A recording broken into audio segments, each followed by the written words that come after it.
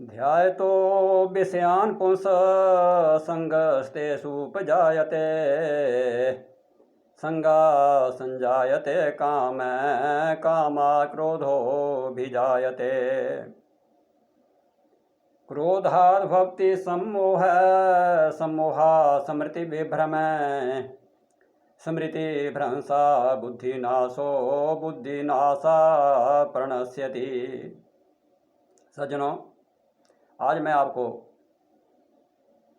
ये गीता के 2 श्लोक सुना रहा हूँ जिनका अर्थ है क्रोध कैसे उत्पन्न होता है, क्रोध क्या करता है।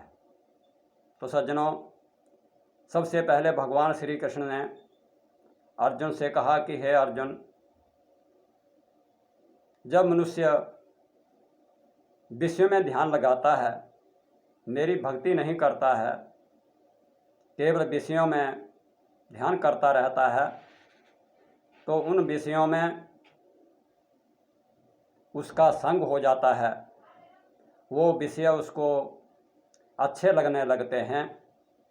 फिर उन विषयों को भोगने के लिए उसकी कामना होती है, इच्छा होती है, परंतु जब उसकी वो इच्छा पूरी नहीं होती है तो उसको क्रोध आता है। भगवान श्री कृष्ण अर्जुन से कहते हैं कि हे अर्जुन, जब मनुष्य को क्रोध आता है तो वो अंधा हो जाता है, उसको अज्ञान पैदा हो जाता है, उसकी सोचने समझने की शक्ति समाप्त हो जाती है और उसको कुछ याद नहीं रहता है, उसकी यादगार की शक्ति भी समाप्त हो जाती है। हे अर्जुन, जब मनुष्य की यादगार समाप्त हो जाती है तो उसको अपना पराया, छोटा बड़ा, अच्छा बुरा कुछ भी दिखाई नहीं देता है। स्मृति के नष्ट हो जाने से उसकी बुद्धि भी भ्रष्ट हो जाती है। हे अर्जुन, जब बुद्धि भ्रष्ट हो जाती है, बुद्धि अपना काम नहीं करती है, तो वह मनुष्य नष्ट हो जाता है। सज्जनों, एक माँ को अपना बच्चा बहुत प्यारा होता है, बहुत प्यार करती है, परंतु बच्चे में एक आदत है कि उसमें व्यसन पड़ा हुआ है मद्यपान करने का।